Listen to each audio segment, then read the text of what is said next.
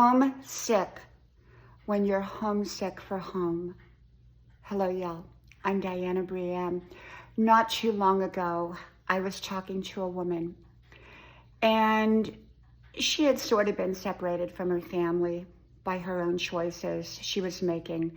Her choices were not very good choices, but she chose those choices over her wonderful, beautiful family.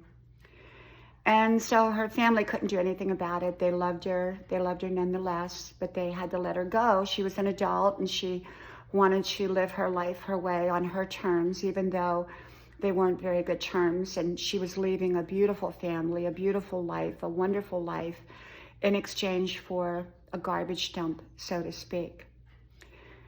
And so as time went on, this woman, she, went through friendships, went through relationships, got used by people, lived kind of a haphazard life. And she resented her family at first for, going on and living their best life. They were a family who lived their best life.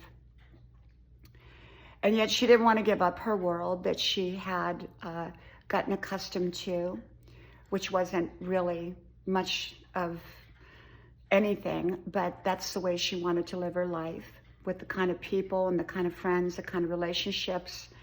And it didn't make a lot of sense to me as a person looking into that situation, why someone would want to leave a beautiful, beautiful family and people that loved her and wonderful opportunities, but she did.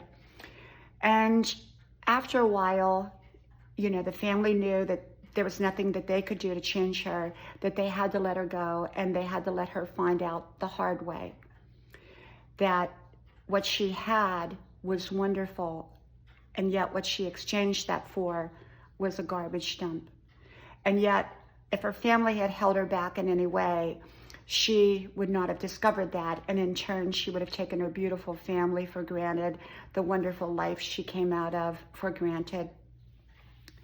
So as time went on, she began to become increasingly unhappy with her choices, her decisions, her lifestyle, the people that she was associating with. She could now see clearly through those people that they weren't good people. And more every day, she was missing her wonderful family that truly still loved her and cared about her, but also knew that she had to experience what she had to experience before she could make any kind of true turnaround. And so her life began to fall apart, piece by piece, to the point that she hit the bottom, and then the bottom fell out of the bottom. And that was when she really, really sincerely realized what she had left behind and what she wanted to go home to. She was homesick. She was homesick for the people that loved her. She was homesick for the familiar surroundings. She was homesick for the familiar voices. She was homesick for the familiar comforts that were there. The mother who cooked breakfast for her in the morning. The father who tried to guide her right and encourage her. From her siblings who all loved her and that wanted to see the best for her.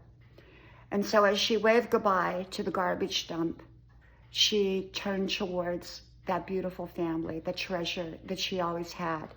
She had to find out and discover the hard way, and which she did.